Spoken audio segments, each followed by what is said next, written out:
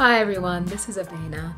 I'd like to thank you for tuning into my YouTube channel, Embrace Natural Beauty, where it is my goal to share with you simple tips and techniques that have been helpful to me in my very own natural hair journey that have helped me to keep my hair in good condition and to retain length so that you too may keep your hair better managed, keep it in good condition, retain length, and enjoy your hair so that you embrace natural beauty of your own. That has been the motto for me and my channel since I started back in 2014. And with that, I want to now officially do a series where I go over simple tips and techniques. You see, I've been sharing these simple tips and techniques indiscriminately throughout several videos, and a number of you have picked up on them. But I do realize that unless you really emphasize certain tips and techniques, they may be overlooked. So in this series, I want to literally focus on several tips, several techniques that I think will be helpful to you in your natural hair journey that will help you to better keep it, to keep it better managed, keep it in good condition, and also to retain length. So one of the things I immediately want to share with you is the importance of having a consistent regimen. For the first 2.5 years, or for the last nearly 2 years, I've done wash and goes. Actually, I've done wash and goes for 3 years because now I'm 3.5 years natural. So I've done wash and goes, and I've changed my staple products, only a few items that I swapped out. So at the beginning of this year, I started doing these product reviews. I started in January to review a number of them, and you can see the video lineup that I have in the playlist. And then after that, I did some braid outs and twist outs because I had always wanted to do them. But with this climate change and what I experienced last week, I decided what's important to me is, keeping my hair in good condition, going back to the basics. If your hair starts to not perform at the same level, if you notice that perhaps you're losing elasticity, your curl is not defined as well, you're getting more frizz, or you're not retaining as much moisture, or worse, you're experiencing breakage or excessive breakage or excessive shedding. Shedding is normal, but excessive amounts, that's something to take notice of. And then also, if your hair, I think I said if your hair is not retaining moisture, just all these different things, if you start to notice them, it's easier to pinpoint if you don't do too many different things, or rather, let's back it up. If you're not changing too much, if you do so many different things that you can't now pinpoint what caused, the difference, then it's harder to isolate and remove that from your regimen.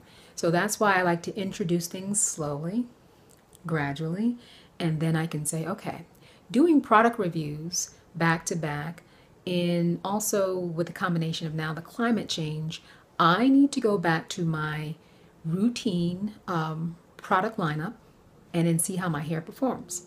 And then guess what? Today is day 2 of this wash and go.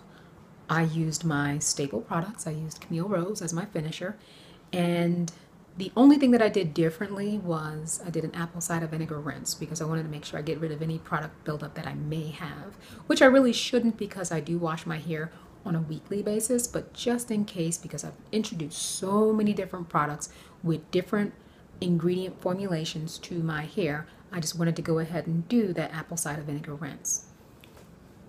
Would you believe that today, day 2 of my wash and go, I have frizz at the root. So here, let me show you.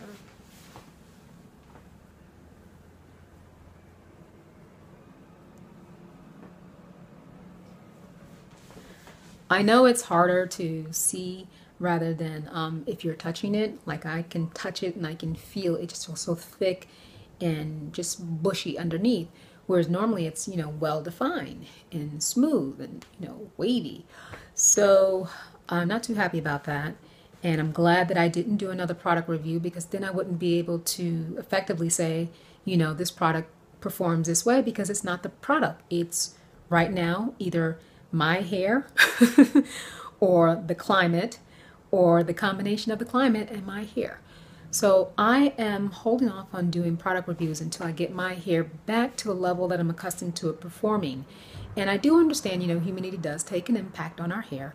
And so I'm working out how to best, apply product to my hair that's going to give me the combination that I need to combat humidity. I've done it before. Last year, I did not experience, a lot of frizz at the root. And so this is new for me. And I attribute that to introducing so many different, ingredient formulations to my hair when you introduce so much change. So I'm going back to the bases. And that's something that I would like to share with you as a tip. Have a routine, have something that's consistent. And if you see new things come out, that people are sharing, in YouTube videos or online or blogs or wherever they may be that seem like they would be good for you. Like I know some people like to do pre-poo treatments and all kinds of different things. And they ask me questions about, do you think that it's necessary and so forth. And my response is always this. If you do it and you do not see a benefit, then it may not be necessary to include in your regimen. And so what I mean by that is, say, for example, I did try to do the pre-poo treatment, once on my hair. And what it did was it added a level of more detangling time for me. It didn't cut down any time for me. It didn't make my hair any easier to detangle. And so I didn't see the need for it. If you introduce something to your hair and it helps you in any way, like say for example, I recently switched around my cleansing routine. Now I'm deep conditioning prior to shampooing. And when I did that the first time, I said, oh, this does work well. My detangling time is cut in half. It's easier to detangle. My hair is much more easier to manage. And I also got rid of having a buildup of product on my scalp, because when you sit with the deep conditioner on your hair, even though you don't apply it directly to your scalp, it gets onto your scalp anyway. And so when you just rinse it off and then apply your leave-in conditioner, you still have a level of film of that deep conditioner on your scalp. And I wanted to get away from that. And so I resolved it by introducing or switching around when I do my deep condition. So that's a tip that I found to be beneficial. And so I incorporated it in my routine.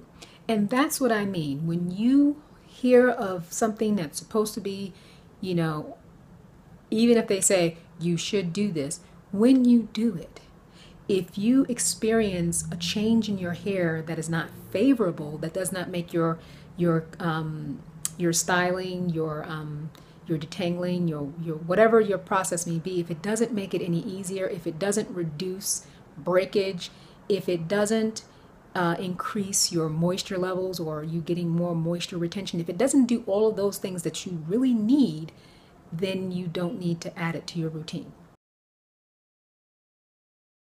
I so much enjoy sharing with you, and I look forward to sharing strategically several tips and techniques that I believe will be helpful to you over the next several weeks. And so until then, may you continue to keep your hair in good condition, maintain it well, and enjoy it so that you embrace natural beauty of your own. Thank you for watching, and take care.